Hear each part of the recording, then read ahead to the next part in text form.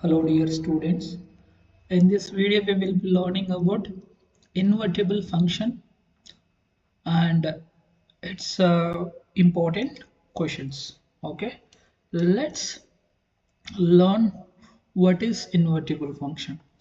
A function is said to be invertible means it has to be 1 and 2. If these two conditions satisfying means we call that function invertible function. And these two conditions are satisfying means that function also we call it as a bijective function. So all bijective functions will have this invertible function property. Now why we need to have this property, that is the first question. Okay, since what is the definition of a function? Function is nothing but every element of domain set 1 2 3 should have one unique image here. Okay, should have one unique image, otherwise it is not a function. Now invertible function means we are going to take this function in reverse order. So this is the function f, okay, a to b. An invertible function means how you are going to define here. F inverse we call it as inverse of f, and it is defined from b to a. So now when you define b to a, how you are going to write this function here? 4 5 6, and this side domain what will be having the element 1 2 3.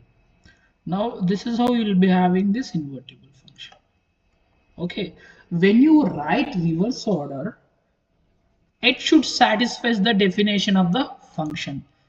So that's why it has to be satisfy both 1 and 2 condition. If function, if it is satisfying both 1 and 2 condition, that function, when we interchange its domain and range, still it will be a function.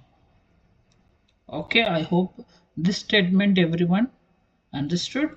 Okay, so I have taken one example here, just like how I have taken the same way. This is also f is a function here. It is both 1 and 2. So that's why we can define its inverse.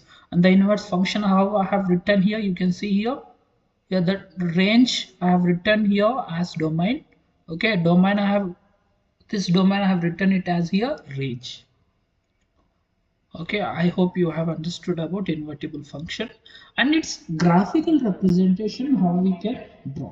See, whenever we have this function y is equals to f of x, this is a function we have. No, when we draw its inverse function, we are going to have this way here. You can see this is an inverse function. This is a line y is equals to x which passes through the origin. Okay, so now these two functions are a reflection of this line. Okay, this, if you are standing from any point of this line, on this line, this two function, you can see it as a similar function. Basically what we are saying, both graphical representation of f of x, f inverse of x, the same with respect to y is equals to x. Okay, this is about invertible function. In examinations like CBSE, CET, JEE mains, how we are going to get the question we will discuss now. Okay, let's see this question now. Here we have, from this graph we have to identify the function. Okay, this is the graph we have here. This is the graph we have here. From this graph we have to identify which function will have this graph. Okay, for that first learn the domain of this function. Okay, what is the domain of this function here? Sin inverse of x, we already know what is the domain here. Sin inverse of x here -1 to 1, and range is what it is here, minus pi by 2 plus pi by 2. Okay, now from this graph what I can say, the domain here, this is -1 and this is minus half, I can write. This is also plus half, I can write it here. Okay, now domain what I can write here, minus 1 by 2 plus 1 by 2. And range what I can write it here, range where you have here minus pi by 2 to plus pi by 2. Here you have minus pi by 2 and here you have plus pi by 2. Okay, range, this is the range we have here. Okay, option 1, what it says, will it be a sine inverse function or not, we have to verify. See, if it is a sine inverse function, what is my domain here? Minus 1 by 2. So when x is equals to minus 1 by 2, what is my range value? I'm going to get it here, minus pi by 6. You can see how to find its range.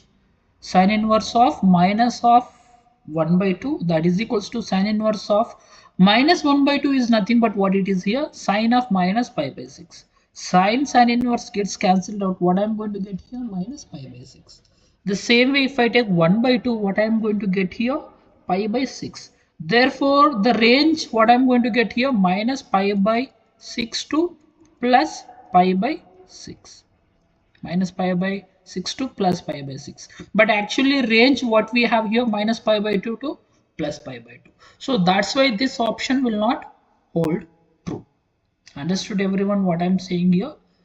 Since here we have the range minus pi by 2 plus pi by 2, but it covers only how much part here, minus pi by 2 plus pi by 2. That's why this is not the correct option.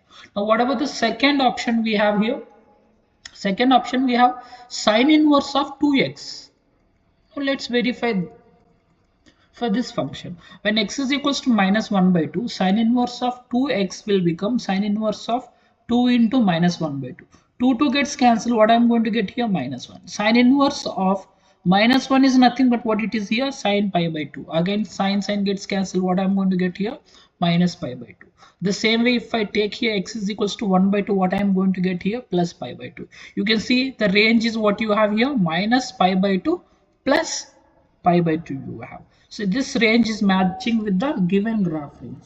So graph also will have the same range. So that's why which option here correct here? Option B is the correct answer for this question. Option B is the correct answer for this question. I hope everyone understood this question. A solution also. If you have any doubt, just type in the comment box and please subscribe to the channel. The same way I'll solve the next question here. Here we have the domain minus 1 by 3 to plus 1 by 3. Now what is the trigonometric function? Just like in the previous case, I had minus 1 by 2 plus 1 by 2 the domain. Then which function we have taken here, sine inverse of 2x. Now here which function I can take here, minus 1 by 3 to plus 1 by 3. Which function I can take here? I can take cos inverse of 3x. Okay, if you have 2 here, you will be getting 2 here. If you have 3 here, you will be getting 3x here. Okay, so the correct option is option C. I hope everyone understood. Thank you for watching this video.